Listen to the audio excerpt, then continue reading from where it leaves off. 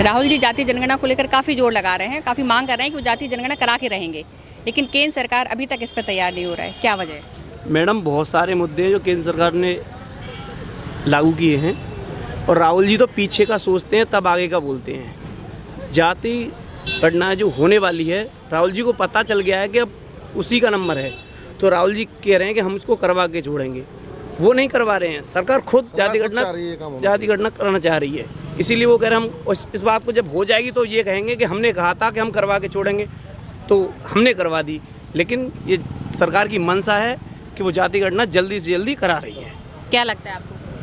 देखिए, हमारा तो राहुल गांधी जी को पता चल गया होने वाली, इसलिए ऐसा कर रहे हैं। राहुल गांधी को पता नहीं चला है।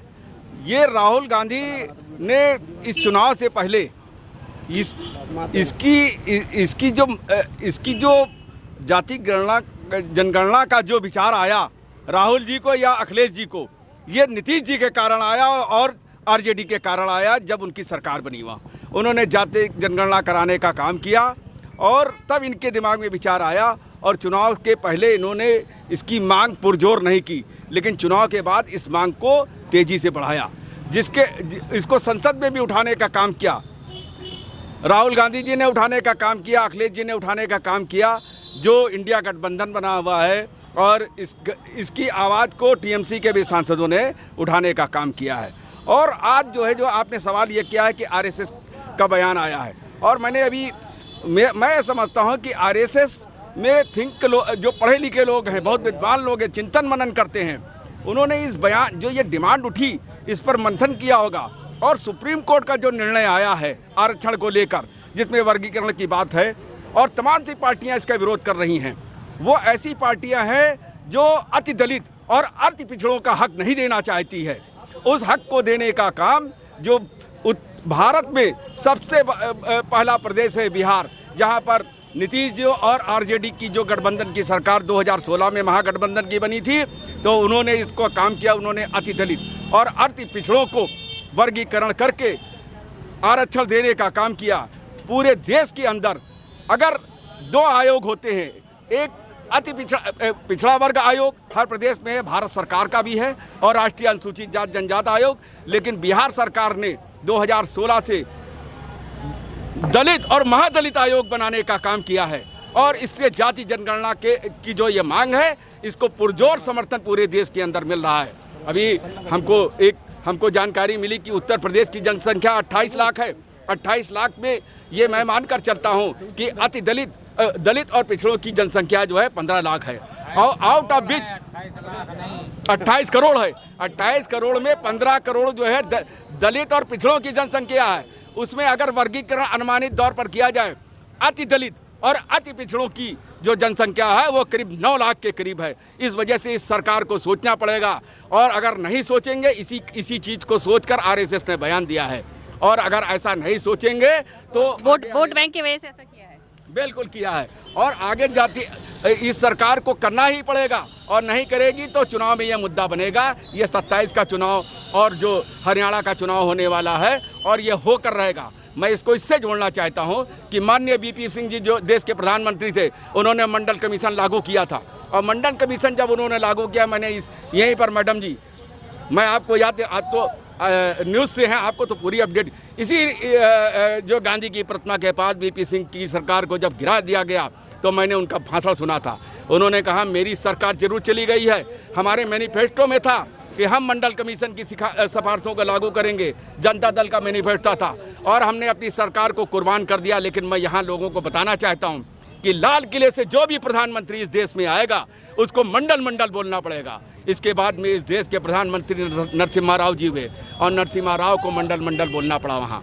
इसके बाद में तमाम से प्रधानमंत्री आए, इस देश के प्रधानमंत्री अटल जी भी थे, उनको भी मंडल कमीशन के बारे में मंडल मंडल बोलना पड़ा। तो ये जातीय जनगणना हो के रहेगी। अगर नहीं हुई तो जनता इसका वोट से जवाब देगी। ये हमारा अपना विचार है।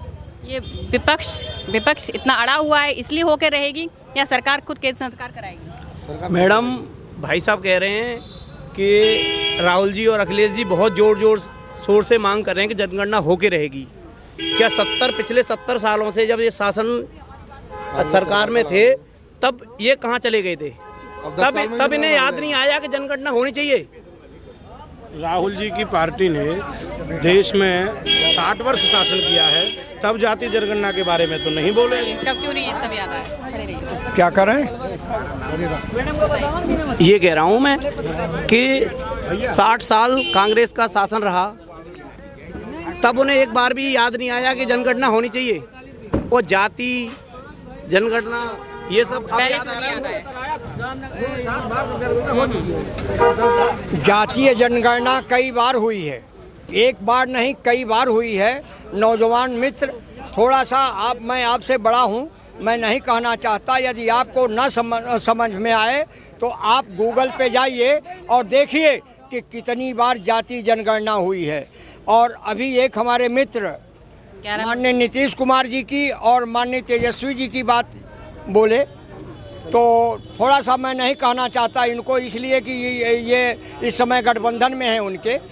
तेजस्वी जी ने खुल करके जब जातीय जनगणना की बात, शोषित दलितों की बात करना शुरू किया, तब इन्होंने भाजपा गठबंधन में जाकर के सरकार बना ली। और दूसरी चीज़ सुनिए, मंडल रथ लेके पूरे देश में शरद यादव घूमे थे, शायद हो सकता है भाई साहब को याद हो, मैं उनके साथ रहा हूँ। मंडल कमीशन की रिपोर्ट और मंडल के बारे में जातियाँ कितनी हैं, मैं खूब अच्छे ढंग से कहिए तो मैं घंटों बोलना शुरू करूँ और आप समझ भी नहीं पाएंगी या उसको याद भी नहीं कर पाएंगी। लेकिन जब 27% आरक्षण की बात आई तो सुप्रीम कोर्ट, हाई कोर्ट ने लास्ट में ला करके क्रीमी ले आए। जब 27% आरक्षण की बात थी तो क्रीमी लेयर क्यों आया? क्रीमी लेयर काहे आया? क्रीमी लेयर अभी क्रीमी लेयर को समझने में हमारे पुराने जो साथी बोले हैं, अभी मैंने वो माननीय विश्वनाथ प्रताप जी की बात, विश्वनाथ प्रताप जी आज भी हमारे पूजनीय हैं। इन्हीं लोगों ने विश्वनाथ प्रताप जी को क्या नहीं कहा, छोटी जात नारा नहीं लगाती, जब भी नारा लगाती है बड़ी जात नारा लगाती है। उस समय नारा आपका कहना है, वो जवाब दीजिए। आपका कहना है कि पहले क्यों नहीं याद आया? किसको? राहुल गांधी को याद नहीं आया तो बोला काहे? राहुल गांधी आया नहीं तो बोला काहे? उनको राहुल गांधी जी को आलू से सोना बनाने से फुर्सत हो तभी तो याद आएगा। उनको फुर्सत ही नहीं है, वो तो केवल आलू से सोना बनाना चाहते हैं। इधर से आलू बना, उधर से सोना बना। ऐसा है, भारतीय जनता पार्टी कुछ भी कह सकती है, किसी को भी कुछ कह सकती है, चाहे सोना से मिट्टी निकाल दे, चाहे मिट्टी से सोना निकाल दे। यह देश है, इसी देश के बारे में। और याद करिए पुरानी वो कविता, मिट्टी पर भी क्या नहीं वो हमारे देश के लोगों ने कहा है। लेकिन आज जिस ढंग से जात को खंडित करने की बात ये लोग कर रहे हैं, मैं सीधे सीधे कहना चाहूँगा, शोषित समाज हर दल में है, हर जात में है। शरद ये माननीय तेजस्वी यादव ने कोई गलत नहीं कहा है, उसने जो भी कहा है सही कहा है। आरक्षण ये नेता प्रतिपक्ष यानी आई इंडिया गठबंधन के तहत जितने नेता हैं सब ने खुशी से जाहिर किया है कि हम जाति जनगणना करा के छोड़ेंगे, चाहे ऐसे चाहे बीजेपी के, जो भी होगा जाति जनगणना हो के रहेगी, इनको देना पड़ेगा। सरकार की भी मंशा है, मगर ये विपक्ष जो है वो हमारे अखंडता को, भारत की को जातियों में बांटना चाहता है। और जो जाति जनगणना हो, ये सरकार की भी मंशा है। आरएसएस का भी बयान आया है, हमारे जो उच्च अधिकारी हैं उनका भी बयान है, सरकार भी चाह रही है। मगर ये जो है विपक्ष सिर्फ जातियों में उलझा के राजनीतिक लाभ लेना चाहता है, इससे ज़्यादा और कुछ नहीं। एक मिनट, मैं स्पष्ट कहना चाहूँगा, भाई जी आइए मैदान में। यही हमारे देश का प्रधानमंत्री कह रहा है, कहा कि मैं पहली बार आदिवासी महिला को राष्ट्रपति बनाया। तो क्या तोड़ने की बात हमने किया था? यानी आई इंडिया गठबंधन ने तोड़ने की बात की। जब भी ये कहते हैं कि मैं अति पिछड़ा कोई आ गया, तो कहते हैं कि पहली बार। इसके पहले सरदार वल्लभ भाई पटेल नहीं थे, माननीय जगजीवन बाबू नहीं थे। आज इतिहास उठा के देखिए कि हर लोग देश के लिए लड़ाई और हर समय देश के लिए एकता अखंडता की बात में खड़े रहे हैं और देश को केवल बरगलाने का काम यदि करना है तो चाहे जैसे कह लो ये समुद्र रूपी गंगा मैं जवाब दूंगा आदरणीय चाचा जी का।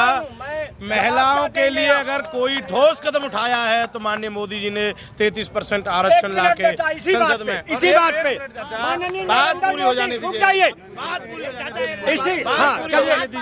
बात पूरी हो जाने दीजिए। महिलाओं के लिए सबसे ठोस कदम उठाया है तो माननीय हमारे मोदी जी ने, प्रधानमंत्री जी ने। और ये जो कह रहे हैं हमारे आदरणीय चाचा जी, मैं उनको जवाब देना चाहता हूँ कि आदरणीय चाचा जी को जवाब देना चाहता हूँ कि जो है जातीय जनगणना के बारे में कि पहले कभी हमारे मोदी जी का सबका साथ सबका विकास, सारी जातियों को साथ लेके, सारे वर्गों को साथ लेके विकास हो, देश आगे बढ़े, आर्थिक रूप से मजबूत हो, राजनीतिक रूप से मजबूत हो, ये हमारे माननीय प्रधानमंत्री जी की मंशा है। सबका विकास। बहन जी ऐसा है, राहुल गांधी जी ये पूछते हैं कि सबकी जाति जनगणना करवाएं। अपनी जाति बताने के बाद में उनको क्या रोष आता है? ये एक चीज नहीं समझ रहे हैं कि हमारे संविधान में कभी भी कहीं भी जात की बात नहीं कही गई है। यदि जात की बात कही गई है तो धूमन, बड़ा भाई धूमन लिखता है, उनके बाप धूमन लिखते हैं, वो कहे ठाकुर हो गए, कहाँ से आ गए? पहली चीज। और दूसरी चीज, अब मैं व्यक्तिगत चल रहा हूँ, नाराज मत होइएगा और न व्यक्तिगत कहिएगा। नरेंद्र मोदी की पत्नी अपने भाई के यहाँ रहती है, उसके लिए भारतवर्ष की कोई भी महिला और कहीं भी कोई भी महिला जाकर के ये नहीं कहा कि चलो अपने परिवार में रहो। ये कहाँ का खूबी है, कहाँ की बात है, कैसी बात है? और ये कह रहे हैं जाति जनगणना, ये महिलाओं पर क्या करेंगे? महिलाओं को कटवा मरवा सब कुछ रहे हैं, यही लोग करवाए। माननीय मोदी जी ने मुस्लिम लोग की महिलाओं के लिए 3 तलाक लाए। ये लोग बर्बाद। सुनिए, पहली बार इन्होंने कहा मुमकिन है, मोदी है तो मुमकिन है। दोबारा आए तो सारी विकास की बात करने लगे। अब आए तो क्या कहते हैं जानती हैं? क्या कहा इन्होंने? है क्या कहा? जैसे ये मोदी है, ये नहीं मुमकिन नहीं, मोदी है तो मुमकिन है। नहीं, एक मिनट जवाब, मैं खड़ा हूँ, फंस आप रहे। उसमें जो है इन्होंने गारंटी, तीसरी बार एक ही मुद्दे पर रहे होते, मुमकिन पर रहे होते या विकास पर रहे होते या गारंटी पर रहे होते। कहाँ ये कौन सी की गारंटी, किसकी गारंटी, कैसी गारंटी? देश बेचने की गारंटी, देश को उठाने, देश को समुद्र में फूंकने की गारंटी, जो भी गारंटी है, इनकी सारी गारंटी देश के लिए सत्यानाश के इनका भी तो चाचा जी बोलिए, इनका भी तो नया फंक्शन आ रहा है। कभी खटाखट आ जाता है, वो कहाँ चला गया? खटाखट 15 लाख कहाँ गया? खटाखट सरकार आई होती तो सटासट चलता। अब लोग खटाखट कहाँ गया? 15 लाख रुपए का चलता। आदरणीय चाचा जी सुन लीजिए, सुन रहा हूँ, चलिए। महिलाओं का मुद्दा उठाया मांगते हैं 5 लाख रुपए का आदमी का जो क्या करा गया, जो ये किसी को कोई बीमार है, किसी का कोई आयुष्मान कार्ड की योजना लाई, 2.5 लाख रुपए मकान के दिए हैं, उनको क्या दे रहे हैं? घर में राशन दे रहे हैं। अब देखो क्यों नहीं है? अच्छा, आप राशन दे रहे हैं। अब आप सुनिए, एक मिनट, आप इतना ही जवाब दीजिए ना कि एक तरफ कह रहे हैं कि मैं मकान बनवा रहा हूँ, एक तरफ कह रहे हैं पक्का घर दे रहा हूँ, एक तरफ राशन की बात कर रहे हैं, दूसरी तरफ इनका क्या फरमान आया खर्रा पे जानती हैं? सुन लीजिए, इनका खर्रा पे आया है कि जिस व्यक्ति के पास पक्का मकान होगा, 4 पहिया वाहन होगा, वो इसका हकदार नहीं होगा।